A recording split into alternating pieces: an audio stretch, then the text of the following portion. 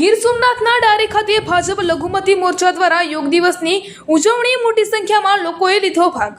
આજે આંતરરાષ્ટ્રીય યોગ દિવસની ઉજવણી સમગ્ર વિશ્વમાં થઈ રહી છે, ત્યારે ગીર સોમનાથના ડારી ગામે ભારતીય જનતા પાર્ટીના લઘુમતી મોરચા દ્વારા યોગ દિવસની ઉજવણી કરવામાં આવી, જેમાં લઘુમતી મોરચાના હોદ્દેદારો અને કાર્યકરો જોડાયા હતા।